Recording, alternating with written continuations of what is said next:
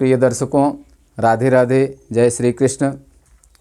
दर्शकों, आप सब में से बहुतों की इच्छा थी कि गुरुजी हम भी ज्योतिष सीखना चाहते हैं, हमें भी ज्योतिष सिखा दीजिए।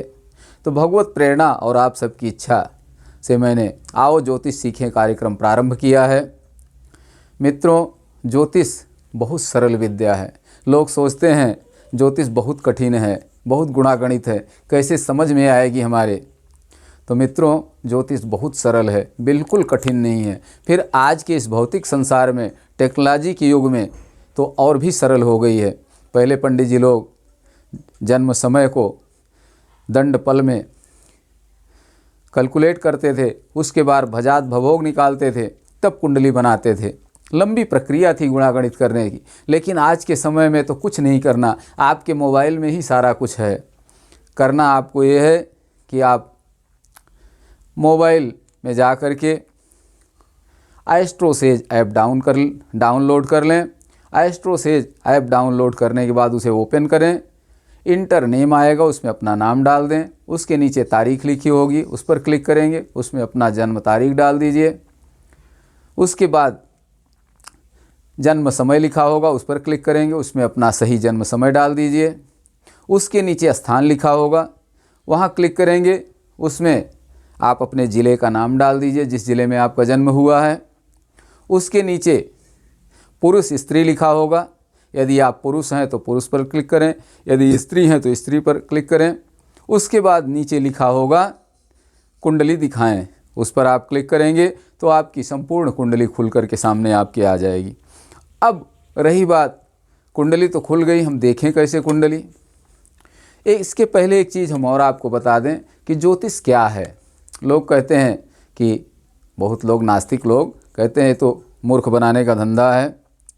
तो मित्रों, ज्योतिष एक विज्ञान है, ईश्वर प्रदत्त एक गुण है। ज्योतिषी को दैवज्ञ कहा जाता है। एक विद्या है।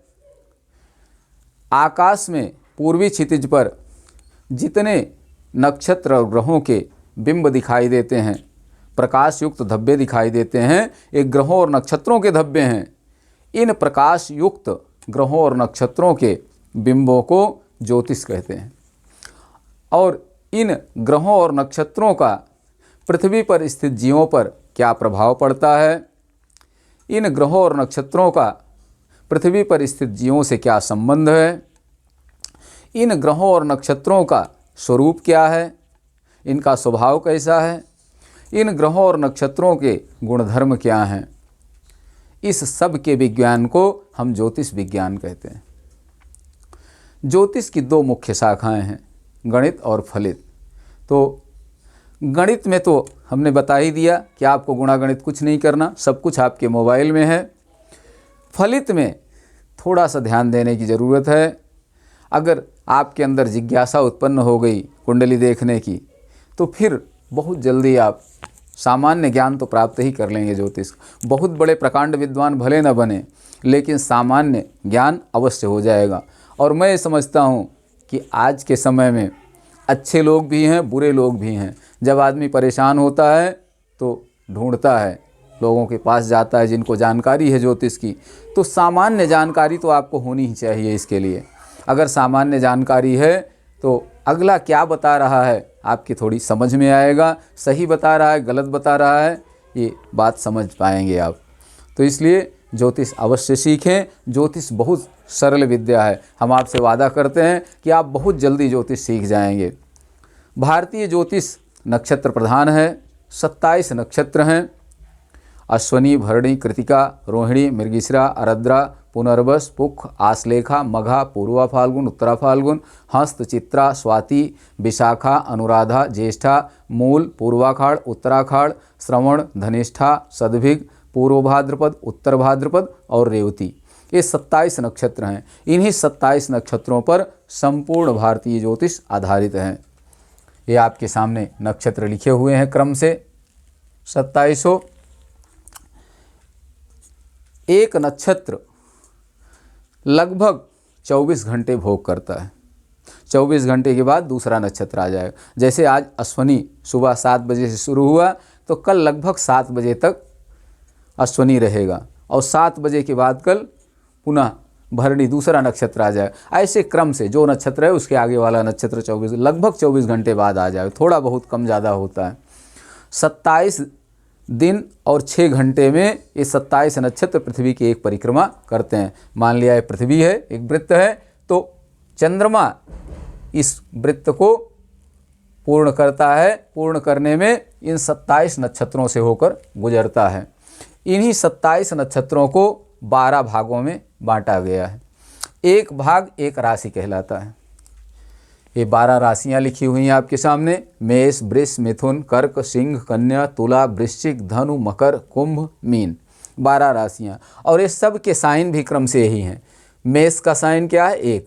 अगर 1 गिनती यहाँ लिखी है तो समझ लीजिए मेष राशि है। 2 गिनती लिखी हुई है तो वृष राशि है।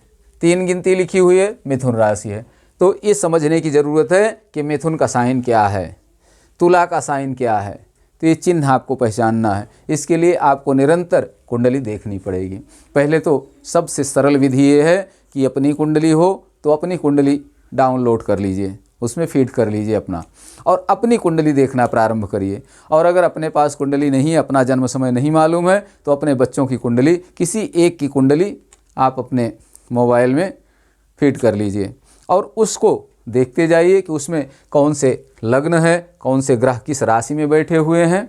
बस आप बहुत जल्दी सीख जाएंगे। हमारे वीडियो को नियमित देखते रहें, पढ़ते रहें। बस कुछ किताबें, अगर जब आपके अंदर जिज्ञासा उत्पन्न होगी, कुछ किताबें हैं मैं बता दूंगा, आप उनका भी सहारा लेके पढ़ सकते हैं। वैसे पढ़ने की ज़रूरत अलग से नहीं है, हमारे वीडियो को पढ़ें, इसी में से आप नोट कर लें जो चीज़ नोट करने वाली है, याद करने वाली है, और क्रम से देखते जाइए। एस्ट्रो राधे गुरु ऐप डाउनलोड कर लीजिए अपने मोबाइल में, सब्सक्राइब कर लीजिए। जो जो वीडियो मैं यूट्यूब पर डालूँगा वो सब आपके मोबाइल में आता रहेगा, आप देखते रहें। तो मान लीजिए आकाश में जब आपका जन्म हुआ, उस समय आकाश में पूर्व की ओर मेष राशि भोग कर रही थी। तो मेष राशि भोग कर रही थी, वही प्रथम भाव में स्थापित हो जाए। कुंडली में 12 घर होते हैं, 1 2 3 4 5 6 7 8 9 10 11 12 घर होते हैं। तो इन्हीं 12 घरों में 12 राशियाँ ये भोग करती हैं। मान लीजिए जब किसी का जन्म हुआ, उस समय मेष लग्न भोग कर रही थी आकाश में पूर्व की ओर। तो मेष का मतलब 1 गिनती, 1 गिनती लग्न में हो गई। तो अब 1 2 3 4 5 6 7 8 9 10 11 12 क्रम से 12 राशियाँ, 12 गिनती आ जाएंगी। तो यही अब कौन ग्रह किस, तो जो पहली गिनती मेष पड़ी, जिस भाव में पहले भाव में, वही लग्न हो गई, मेष लग्न आपकी हो गई।